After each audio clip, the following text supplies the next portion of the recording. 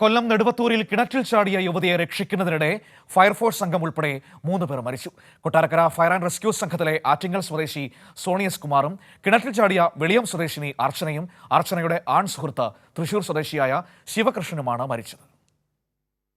കൊട്ടാരക്കര നെടുവത്തൂർ ആനക്കൂട്ടൂർ മുണ്ടുപാറ സ്വദേശിനി അർച്ചനയാണ് ഇന്ന് പുലർച്ചെ 12 കിണറ്റിൽ ചാടിയത്.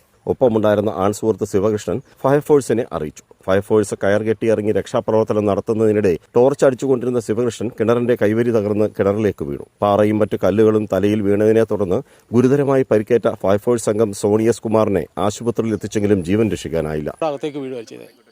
അകത്തേക്ക് വീണത് ജീവനക്കാരൻ്റെ മുകളിലായിരുന്നു. നമ്മൾ ജീവനക്കാരൻ റോപ്പിലാണ് ഇറങ്ങിയത്. അതുകൊണ്ട് നമുക്ക് ജീവനക്കാരനെ പിടിച്ച് മുകളിൽ കയറ്റാൻ പറ്റുമ്പോൾ കയറ്റി നോക്കുമ്പോൾ നമ്മൾ ജീവനക്കാരൻ്റെ തല പൊട്ടി തലച്ചോറെല്ലാം പുറത്തു വന്ന അവസ്ഥയിലാണ് കാണുന്നത്.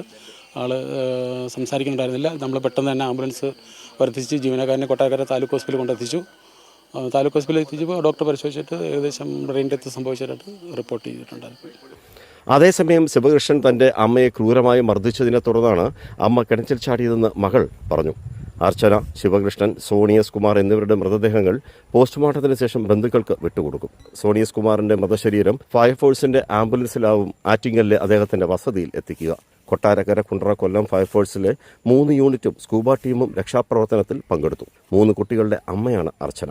രാജ്കുമാർ, കൈരളി ന്യൂസ്, കൊല്ലം.